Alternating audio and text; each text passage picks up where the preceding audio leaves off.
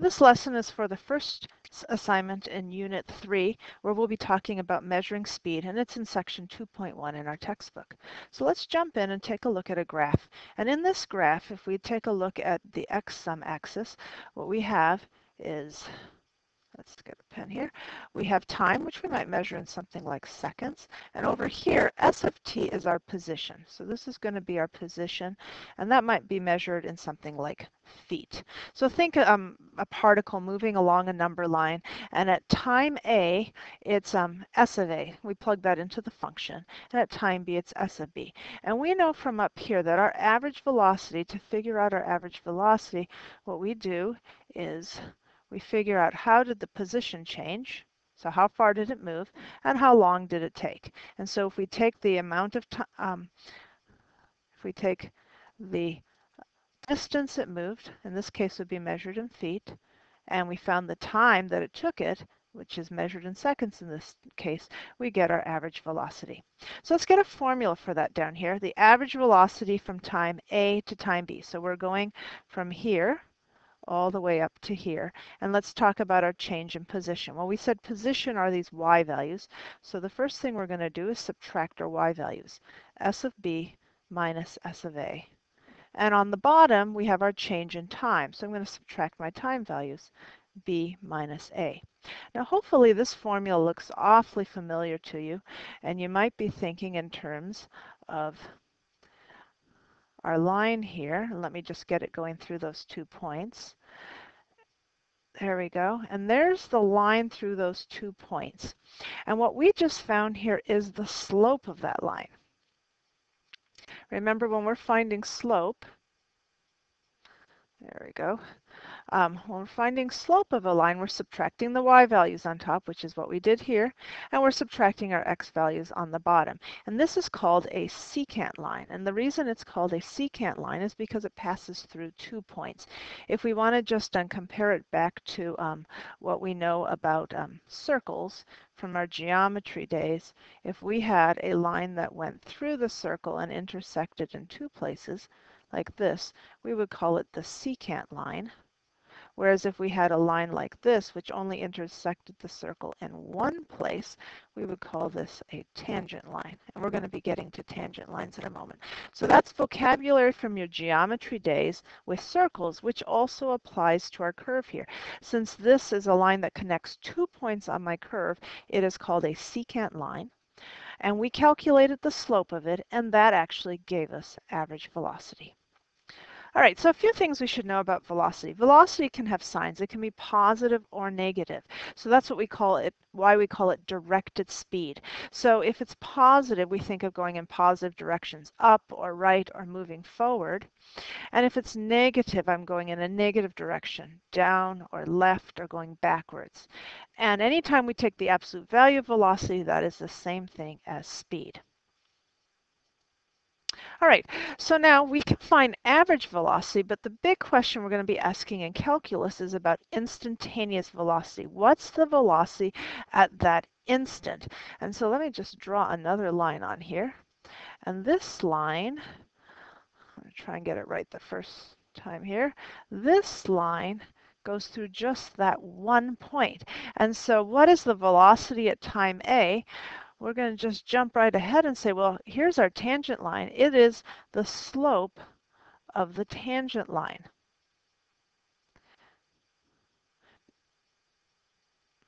Now that's all fine and good. We've got a beautiful line out here and it goes through 1 point on the graph, but when we need to find slope, we need 2 points, and that's where the tricky bit comes in. We only have 1 point here, and so how do we find slope when we only have 1 point?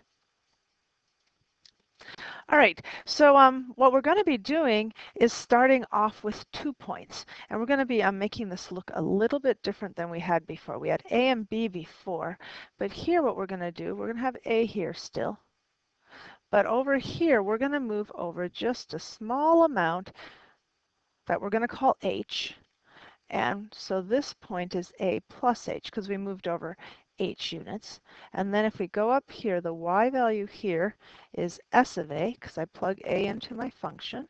And here I'm going to plug in A plus H. So this is S of a plus h. So we've got another formula now for average velocity where h is just the small distance between these 2 points. So we're writing our slope formula again. So average velocity equals the slope of the secant line, and it equals s of a plus h minus s of a all over a plus h minus a. Now you're thinking, hey, those a's cancel out. So that's kind of nice. So we can simplify this to s of a plus h minus s of a, the whole thing just over h. And again, we found the slope of the secant line. Let's draw that secant line in here. So we've got the line here, and we'll just extend it to show that it continues in both directions. All right. So now, that's still average velocity. We wanted instantaneous velocity. So let's move on to our next slide. And you can see I have the tangent line already drawn in here, but I want you to notice that here's this point over here. And what I want to do with this point is I actually want to move it closer and closer and closer here. I'm going to show you this applet, which has a nice graphic for this. Here we go. Here's our applet, and this is a completely different function. But here's the point where we're trying to, oops, let me try this again. We'll just go with a new function. New function, nope. Here we go. Load example. Okay, here's another graph, and I'm going to grab this point. And the red line is my tangent line. Now, the green line is my secant line, and you can see that as this green point gets closer and closer to the red point, my secant line gets closer and closer to the tangent line. All right, let's try that again another place. So here's my tangent line. The red line is tangent, and that's the one we want. And this green, out here I have a big H. Remember, we're trying to get H so that this green one is as close as possible. And as I bring it in closer and closer and closer, you can see that my secant line is lining up with my tangent line. All right. So let's go back. Yeah, we can close all tabs. All right, so we're back here, and we have this point that we want to have come closer and closer and closer in here. And so what we want to have is that value h right here. So my value h, I want to have get smaller and smaller. Remember, this was s of a plus h. And I want to move this in so h right down here gets really small. This should be making you think of a limit. So this is the limit as h approaches 0. And we're going to have the same formula we had before. Subtract our y values on top. And on the bottom, when we subtract a plus h minus a, we just get h.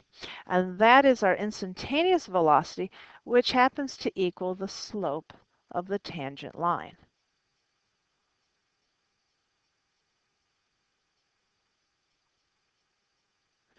We still are using 2 points. So remember how I said tangent requires 2 points. We're still using 2 points, but we're getting them closer and closer and closer together to where the secant line is approaching the tangent line.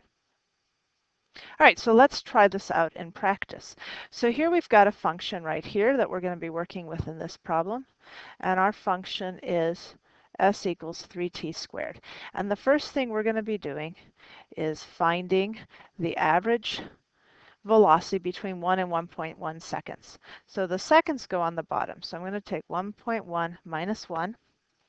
And on top, I'm going to plug them into this function. So if I plug in 1.1, I get 3 times 1.1 squared, which is 3.63 minus, and if I plug in 3 times 1 squared, minus 3. And so then I get 0.63 over 0.1, which gives me 6.3. And in this case, it's meters per second. So meters per second. I would encourage you to pause now and do parts B and C on your own to make sure you understand what I'm doing. All right, welcome back. What we're plugging in this time is 1.01, and so that gives us 3.63 0.0603 minus 3 all over 1.01 minus 1. And remember, I'm just plugging these numbers into this formula to get the y values. And so I get 0.0603 all over 0.01, which gives me 6.03 meters per second. And of course, there was a cool little pattern when you plugged in these numbers. In the next one, when I would plug in 1.001, I get 3.006003 minus 3 all over 1.001 minus 1, which ended up giving us 6.00, no wait, one too many zeros. 6.0, no, it isn't one too many. Sorry about that.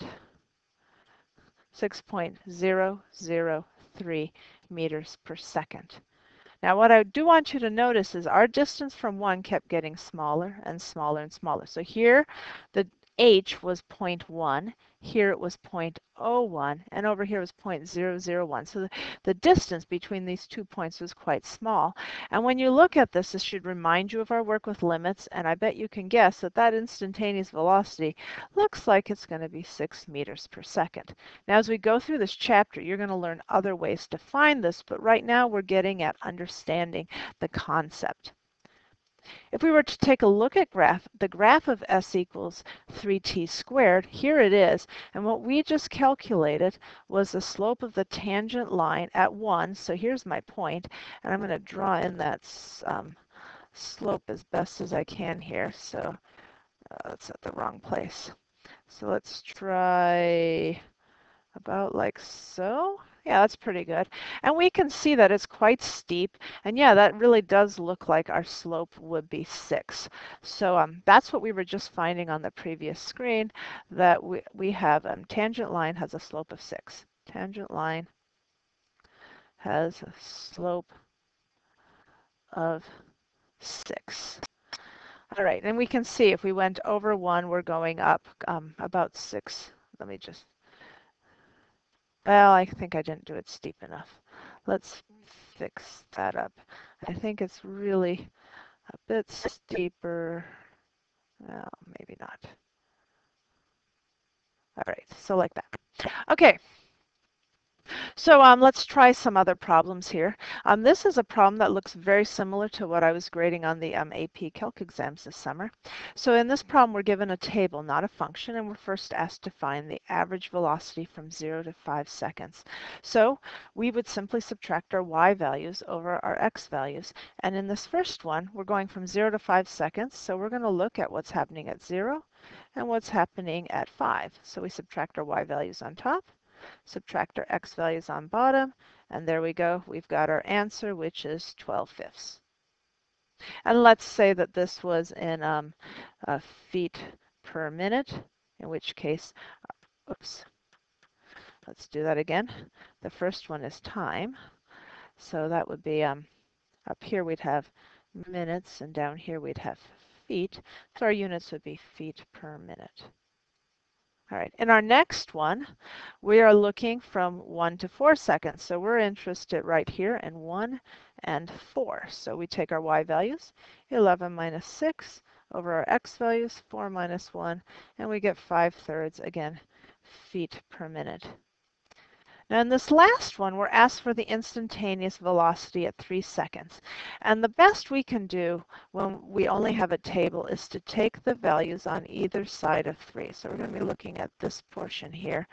And when we do this, we're going to take either side of 3. So we're going to take 11 minus 8 over 4 minus 2.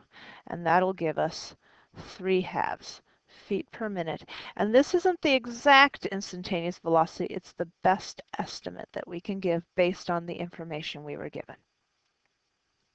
All right, we can do this from graphs as well. If I want the average velocity from 2 to 5, I would pick out my points here. There's my point at 2, and here's my point at 5, and I would subtract the y values first. So this y value is a 5, and this one is an 8. So 8 minus 5 here and subtract my x's, 5 minus 2, and I get 3 over 3, which equals 1, which totally makes sense because if I connect these dots, my slope is 1. Now the other thing I'm asked for is the instantaneous velocity at 4 seconds. So I do my absolute best to draw in a tangent line at 4 here. And this is going to be more of an estimate. I wouldn't expect that you're going to get, based on a graph, an exactly right value, but here we go. I've drawn in my tangent as best as I can. I'm going to see if I can't kind of count to see. Let's see, I go up 1, 2, 3, 4, and over 1, 2, 3, 4, 5. So it looks like my slope is something like 4. Oops, that's a bad color. Let's try that again. Let's go with this one. Something very close to 4/5. Oh, and there's units on here. Look at that. There's meters down here and seconds here. So these would be meters per second on both of these. All right, the last thing we're going to do is take a look at a function like this, and we want to estimate the limit, and these are directions exactly out of the textbook on part of your homework, by substituting smaller and smaller values of h. To do this, we're going to go to our calculator, and I'll pull this in our viewing screen. Here's my calculator. And the first thing I'm going to do is go into my y equals and actually put in this equation. So I'm going to have, and I know the whole top has to be divided by the bottom. So I'm going to start with parentheses, 4 parentheses 2 plus, and I need to use x instead of h, close parentheses. I'm asked to square this, so I'm going to square it. And then I'm going to subtract 16, close parentheses, and divide the entire thing by h, which in this case we're calling x. Next, I'm going to go to my table set, and I'm going to choose ask. And I'll enter on that. And now I'm going to go to my table, and I'm going to start entering in values. Values that are close right here to 0, because h is approaching 0. So I might start with 0.1. Or 0.01 or 0.001. And I should go from the other side too. So let's try negative 0.1 and negative 0.001. And when I do that, I can see, oh yes, all of those numbers, I'll bring it over here so we can see it more closely. All of these numbers seem to be approaching 16. So just looking at that table, we would say that we're quite certain that the limit based on the table is 16. All right, so that's one way we can do limits. The other way you're also going to do in your homework is to do it algebraically. So when you see this problem, you should feel compelled to square that binomial. So that's what we're going to do first. So 4, and we square it. 4 plus 4h plus h squared minus 16 all over h. It looks like a good idea to multiply out that 4. So let's try that. 16 plus 16h plus h squared minus 16 all over h. I'm looking at this and saying, oh, this is good because those 16s can cancel. And now I can factor out an h. So limit as h approaches 0. I'm going to factor out an h, 16 plus h all over h. And that's nice because now my h's cancel. And now I'm ready to plug in 0. And when I plug in 0, I get the answer I was expecting because I did it on the previous slide, which is 16. All right, that should be everything you need to do the homework, which is page 71, problems 1, 5, 6, and 10 through 21.